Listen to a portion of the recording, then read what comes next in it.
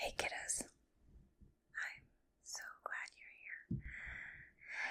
This is the Q&A video that was suggested, which I think is such a sweet idea for reaching 50 subscribers. And actually, it's been such a busy week with being in the what we call the pre-service week, the week before students come back, that I reached 50, and now suddenly we're at 60. So our little corner of YouTube classroom is getting pretty full in such a wonderful way. Thank you for being here. I'm going to try to get to as many questions as I can. You guys submitted some fantastic questions. I don't know that I'll be able to get to all of them. It's the evening in the middle of this busy week, and I'm trying to balance our class and my class of students that's going to be joining me next week in my teaching day job. So I have a lot of kiddos to be thinking of right now. Let's get right into it. How did I find ASMR? Well, I didn't. My best friend, who we've been friends since childhood, several decades, we'll leave it at that. She has been a listener of ASMR since before it was really widely known as ASMR. I think she said back then it used to just be called like whispers. And there were just some ways to kind of search it up online, but there wasn't the community that exists now, and the well-known name and triggers and all of that. So she's been a fan for a long time, and she has always told me that I should try it and that I would make great ASMR. In fact, over the years of our friendship, I've sent her videos of just, ridiculous things, and she has saved some from years and years back, even where I'm whispering things like, oh my gosh, look at the dogs, they're all cuddled up together, so cute. Speaking of dogs, settle down, sir. So, anyway, she's encouraged me for years to give this a try. And she's usually right about things, but I'm stubborn, so here I am, and I'm glad I'm finally giving it a try. What TV shows have you been watching recently? Well, I just finished Avatar: The Last Airbender and The Legend of Korra. Watch a lot of crime shows, both old and new. I think I particularly enjoy a lot of the shows that are produced in the UK. I'm a teacher, so of course I love Abbott Elementary. I guess maybe not all teachers do, but it's pretty popular in our crowd. Some of my favorite shows that I wish there was more of include Reservation Dogs. It's probably the best show I've ever seen. Downton Abbey. What else? Ted Lasso. I was really surprised by how much I liked that one. Because I'm not a big sports person. Another question is, do I play any sports? No, unfortunately I don't. Sherlock. Star Trek. Particularly Next Generation. And I know, actually, there are newer Star Trek shows and movies, and even one about Picard. But I haven't watched them because I'm worried that they just won't be the same, that I just won't like them as much. Which is silly because I want more of it, and it's there. I think I need to get over that one.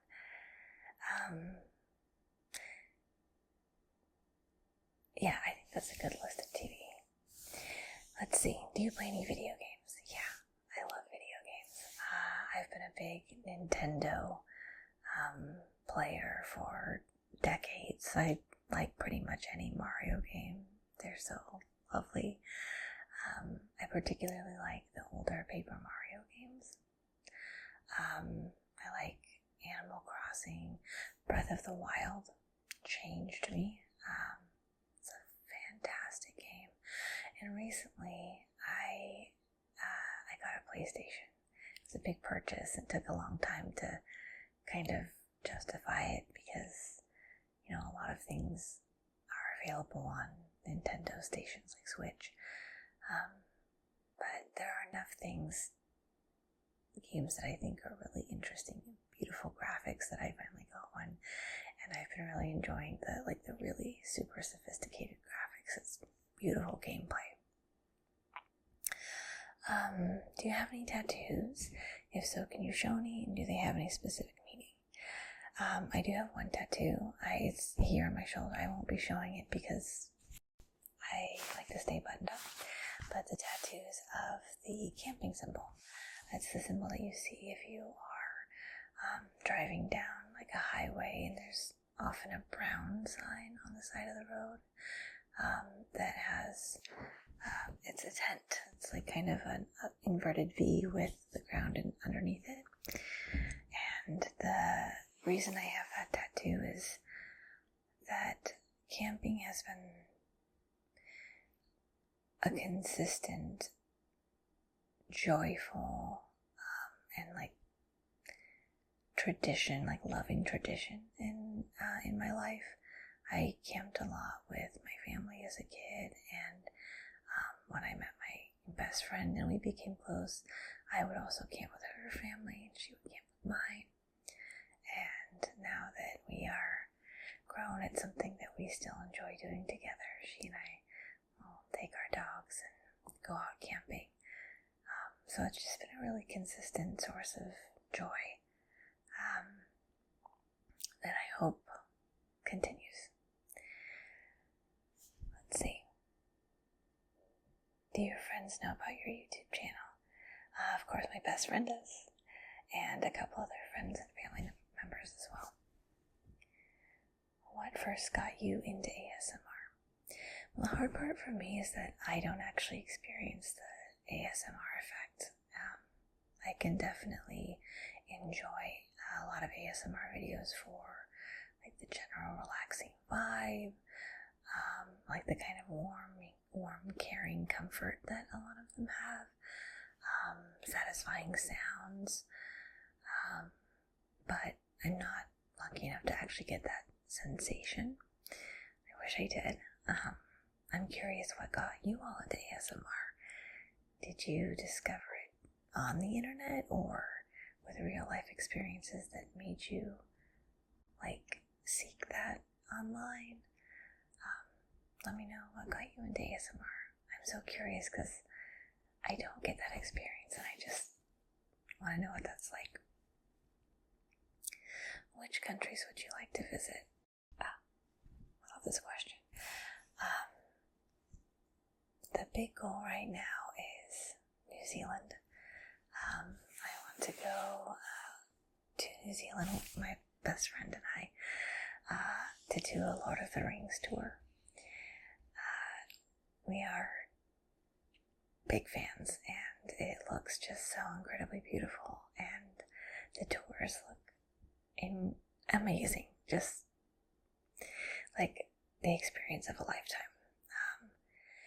It's difficult on a teacher's salary, so it's gonna be, a while until that can happen, but that's the big goal right now. Other countries I'd like to visit. Oddly, I live fairly close to Canada, but haven't ever been, so I think there are a few places in Canada I've heard a lot of really great things about that I'd love to explore. Greece is beautiful, Ireland is beautiful, South Korea is really close to the top of my list. It'd be amazing to see the Swiss Alps. Many more, but one goal at a time. Do you have any pets? Yes, I have an elderly gentleman dog named Arthur, and my life often revolves around him. Do you want to come say hi? Oh. He's on the move. I don't know if you can see him here. Hi. Hi. Hello. Hi. You can come through. Come on. You can fit. Oh, he's just gonna lay down here. It's funny because he is often asleep most hours of the day, but whenever I'm recording, he just seems to know it, and he becomes extra active. So if you ever hear his jingling collar or his tip-tapping on the floor or tip-tapping on the floor or his schlop noises, it's just him, for some reason, totally aware that this is not the time for it. Okay, let's see. What are your favorite books to read? I honestly really enjoy children's and young adult literature. Not exclusively, but it's a kind of a perk, that benefit that's part of my job.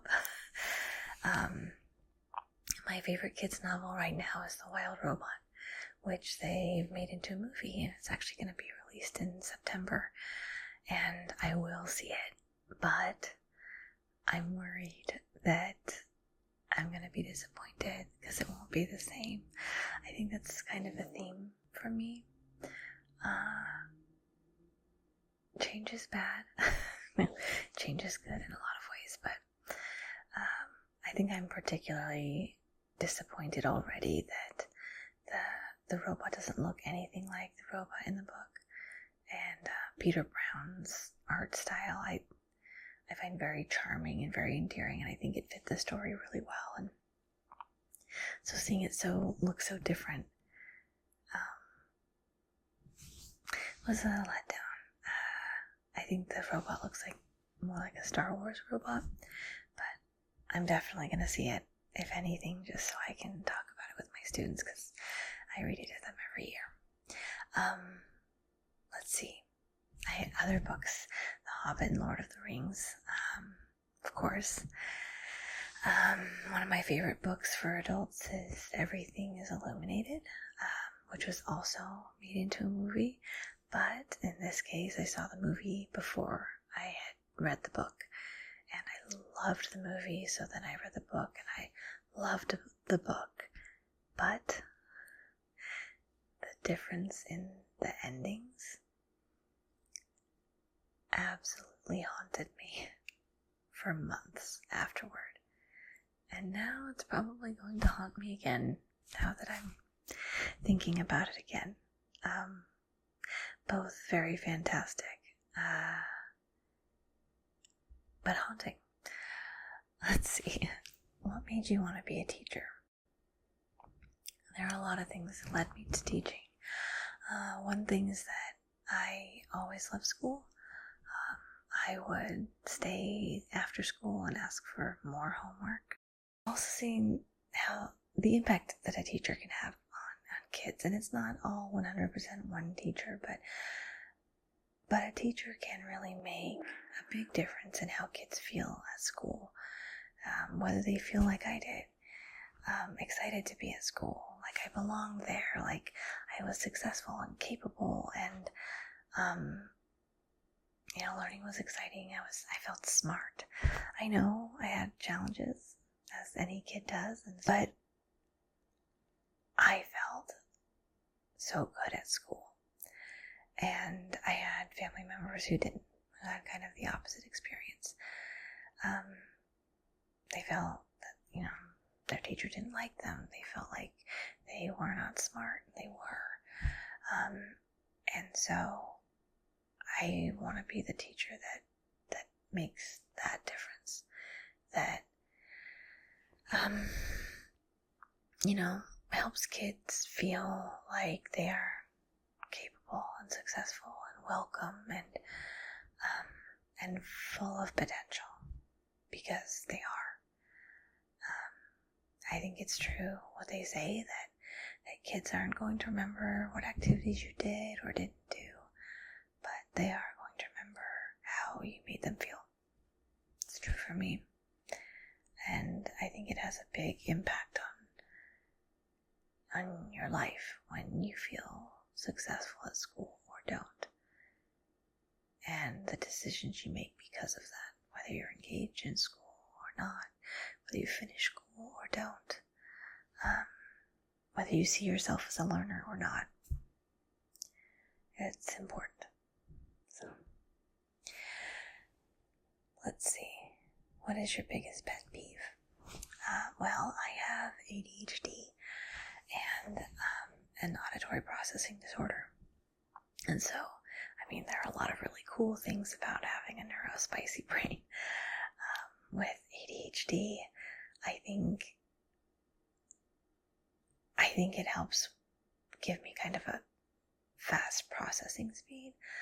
I can think through things really quickly. I've seen a lot of links between ADHD and creativity, and I'm a fairly creative person. I can hyper-focus on something and just accomplish so much without even, realizing that I need to use the restroom or eat. So there are a lot of great things about it, and there are also challenges. So with that particular combo of ADHD and APD, it is difficult for my brain to prioritize one source of sound over any others. So in a classroom with many students, as you can imagine, there are a lot of sounds. Even when they're being fairly quiet, there's just a lot of them. We all make noise. And when I'm, trying to read with a kiddo and listen to hear if they're, pronouncing TH with a or things like really specific like that. And there's a tapping or rattling sound across the room, or a lot of young kids learn to whistle in the primary grades, and so they just love to hear themselves whistle. They'll just whistle one note again and again. I think maybe they don't even realize they're doing it sometimes. Those are the types of things that kind of override other things that I'm trying to listen to and focus on. So I think that kind of extra unnecessary noise is my biggest pet peeve. I know that it serves a purpose, but it makes it really hard for me to hear what I really need to hear. So that's one thing that I'll be like, please save the whistling for outside. Let's see. What are your goals for your YouTube channel? The main goal is to provide all you kiddos out there with some novel and relaxing content and peaceful and comfortable space in our little corner of YouTube.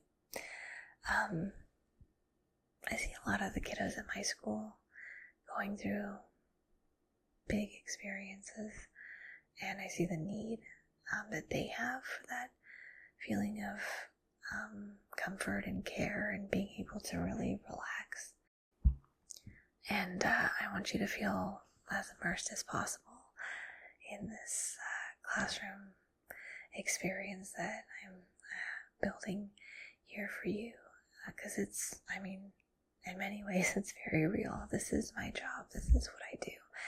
It's just, it's not with my full class. So I've learned so much already. I'm continuing to learn, and I want to learn more. I want to learn more about the, making the content that you enjoy, and also the more technical side of it, like equipment and editing and when to post and how to make a good thumbnail image so that people find us here. This is a long-term goal, but it would be cool to eventually be monetized so I could afford to buy some better equipment. As I'm getting into kind of exploring more the art of this there seems to be like so much room to kind of up my game, which is like a really exciting thing to see how other people do things, and how awesome it can be. So I think that's a long-term goal, but for now I'm just really enjoying the new challenge, and I'm glad it's been enjoyable and helpful for you. Any big plans for the rest of 2024? Well, my school year starts. I'm already in pre-service week, the week before kids start, and in a few days I will start the school year. So that is really big for me, and I'm going to be working on finding time to balance our class here and my class of little ones there, and all the time that both of these take and the energy. So I hope you'll be patient with me and understand as I figure this out, and I might struggle a little bit. So thank you for your understanding. Did you get your wisdom teeth removed? If so, any funny stories? Was it fast to fall asleep in the dental chair? I'm terrified. Oh, this one hit home. I also was terrified. So I didn't get my wisdom teeth out till I was almost 30, I think. Because I was scared. The falling asleep part is so fast, it's almost like it doesn't happen.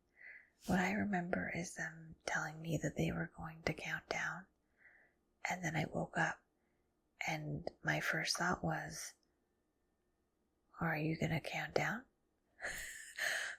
But I mean, it was all already done. So it was just like crazy fast. I didn't have a funny story after. I was just kind of confused. My big hope was that I would wake up, like thinking I was Gandalf and shouting, "Fly, you fools," or "You shall not pass." But I wasn't so lucky. I hope you have a funny story. I hope you have a smooth experience, and let me know how it goes. Let's see. Do you play any musical instruments? I don't, unless you count the mouth trumpet, which I am not at all skilled at, but I do it all the time, nevertheless. My best friend thinks that you would like to hear me do the mouth trumpet, and I do not think that you need to hear or want to hear me do the mouth trumpet. So if you do, put the tiny trumpet in the comment section and let me know. But truly, I'm not good at it. I'm not being humble. It's bad.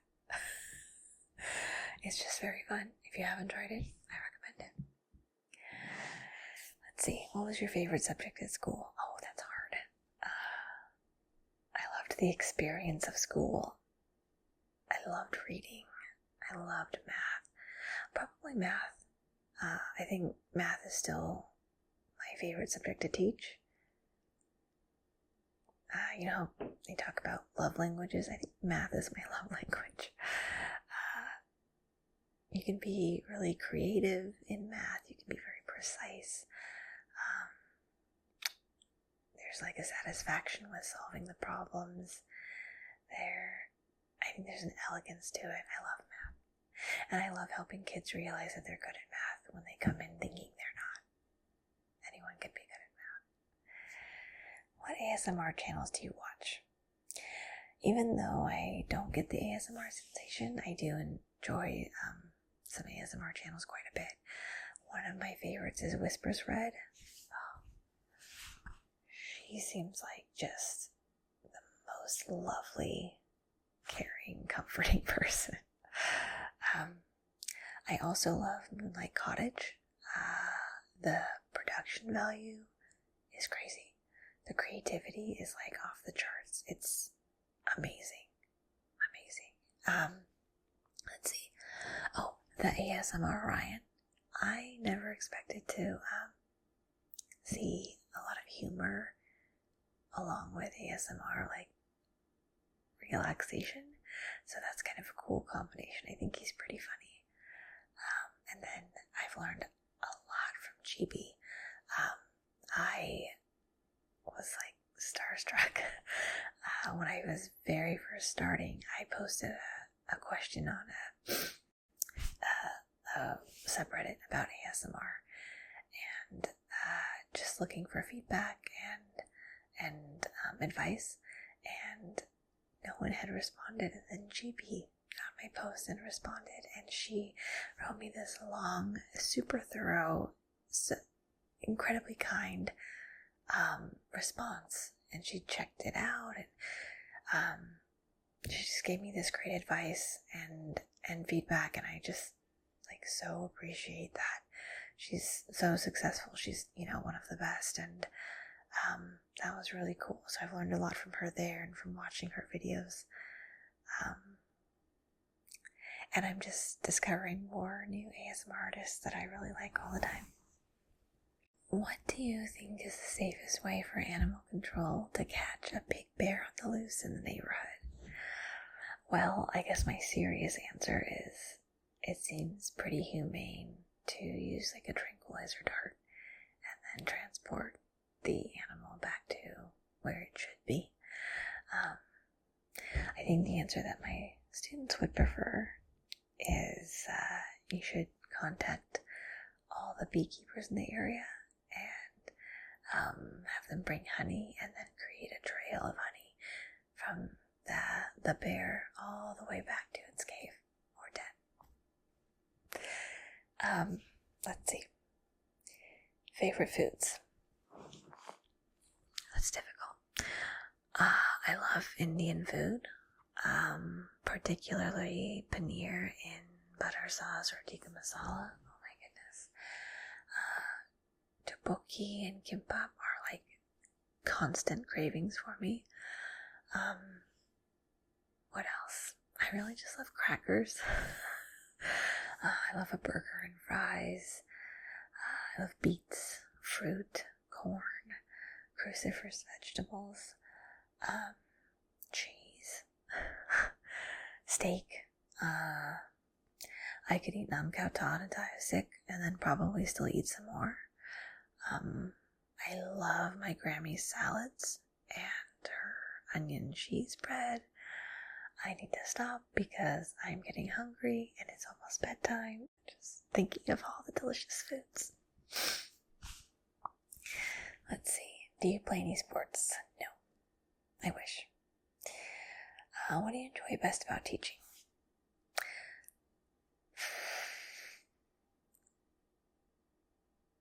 I think the moments that really make it worth it are when you see a kiddo understand something new.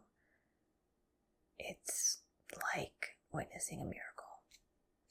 It is so cool to be part of that.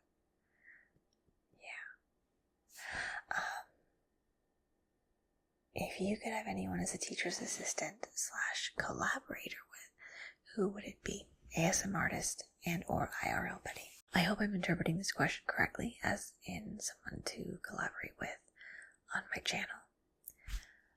I think it would be cool to collaborate with my best friend who encouraged me to try making ASMR.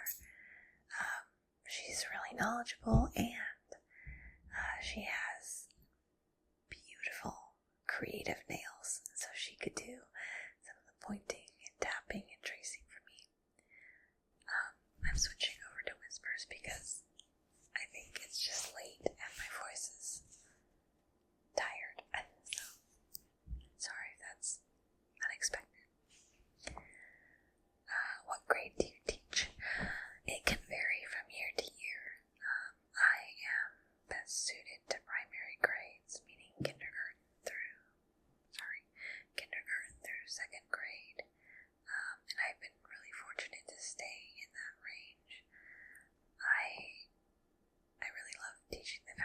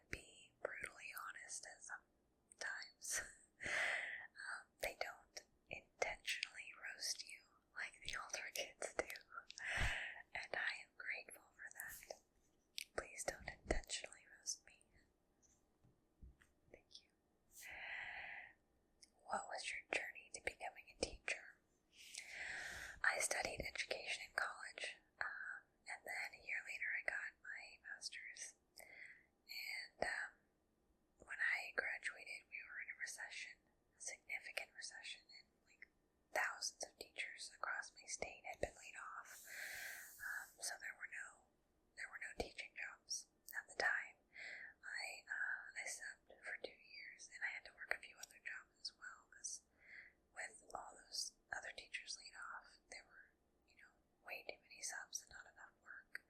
And after 2 years, it still hadn't turned around. So I found a job as a case manager for a nonprofit that works with kids and families. I did that for a handful of years before getting my own classroom and becoming a full-time teacher. And I think my experience in subbing, as well as especially that job as a case manager, taught me a lot that has helped me become a better teacher. And so when I started teaching, I was 30, which is like 6 years later than it should have been, ideally. And I think my first year teaching was easier because of my experience and maybe age and maturity. But also I kind of missed out on some years. So that was the long and winding path. And I think when I finally did get my teaching job, some people were, surprised that that was still my goal, because it had been so long since I had got my degrees. And some people were like, oh wow, that's still what you want to do. And for me it was like, of course. Of course. I think teaching just really feels like me. It's a really hard job. It's much harder than I ever knew it would be until I got my own classroom. But I'm passionate about teaching and always trying to improve and to get better at it. And I think that means I'm right where I belong. Do you have any recommendations for new and upcoming teachers on how to decorate their classroom and make it welcoming/chill, but also still give that school series vibe? Yeah, I think there's two parts to that. The first part is about the decorating, and what I would say is anything that you put in your classroom, consider the function of that thing and how it's serving students. There's very little in my classroom that's purely decorative, and anything that is does not take up space that would otherwise be occupied by really school-related functional stuff. Like I have some brightly colored rugs. Nothing else is being replaced by having those there. There are a couple of little tiny banners. They're not taking up any space that would otherwise be occupied. I have lamps in my classroom, but those are not, the function is not decorative. It's because a lot of people have kind of intense reactions to being under fluorescent lighting for long times, long periods, and they can have migraines, or I've had a student with a facial tic anytime he's under the big lights for an hour or so. He got this really intense facial tic. So it's really in support of that. And if you look closely at them, you'll notice they're all like, some of them are super old. None of them matched. They were either donated to me or I bought them at a garage sale or a secondhand store. A few of them I got new at IKEA, really cheap ones, but the goal is just to have enough lighting to create a calm space that's not kind of setting up anyone's sensory overload symptoms.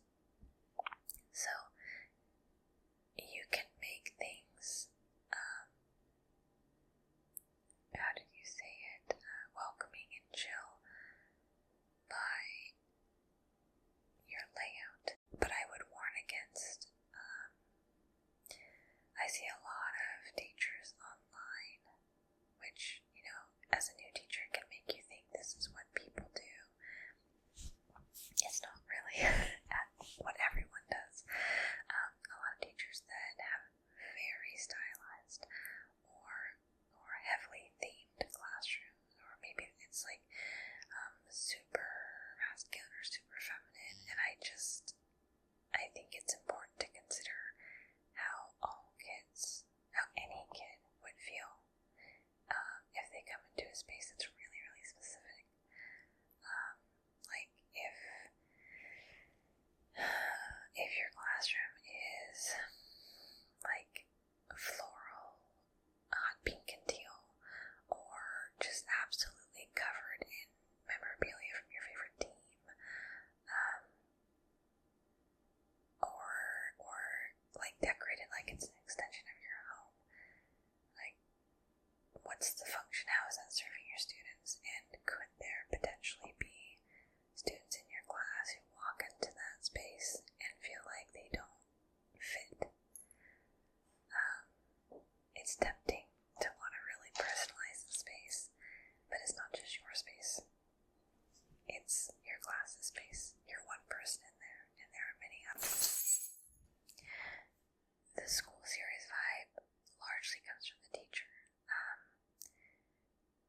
As you are getting to know your class and they're getting to know you, and you're setting your norms and expectations, if you are, clear about your expectations and you are clear about consequences, both positive and negative, and then you follow through on that consistently, that's kind of where that comes from. I can be really silly with my students. I can be really warm and gentle, but I try to be what's called a warm demander. I have high expectations, and I'm really clear with my students that I have these high expectations.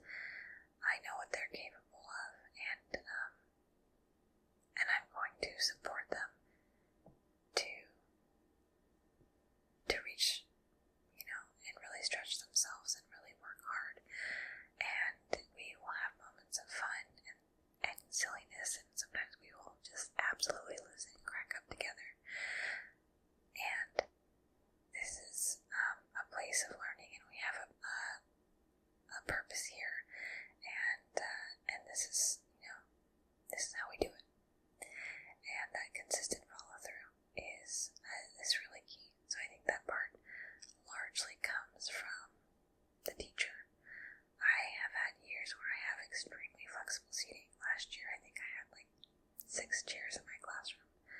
I had a lot of students and no space, so we did a lot of very, very flexible seating. It's very non-traditional, but still a really rigorous, like, school series vibe. High expectations. So it's not as dependent on the space as what you as a teacher do.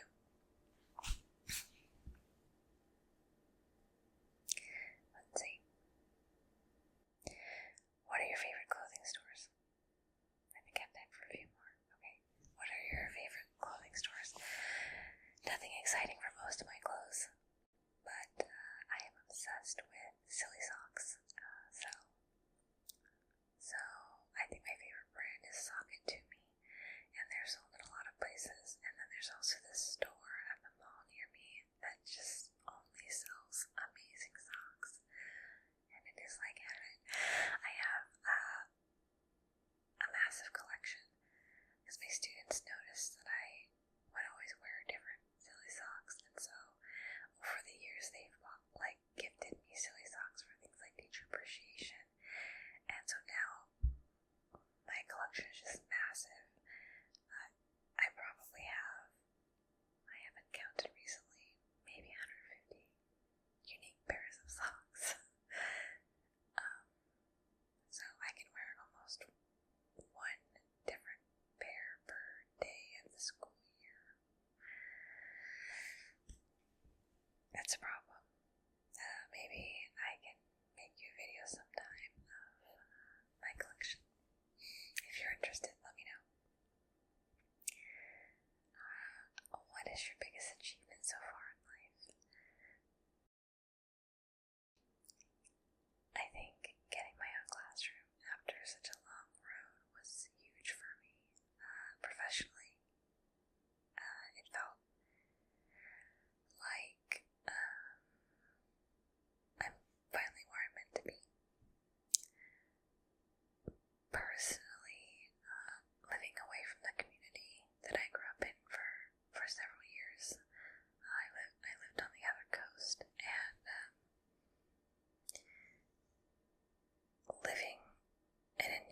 place lets you reflect on how you were raised and how people live, and helps you appreciate things in your life and develop parts of yourself that you wouldn't necessarily. And I got to know a new community and a different regional culture. So I think, that's something that was not necessarily given for me.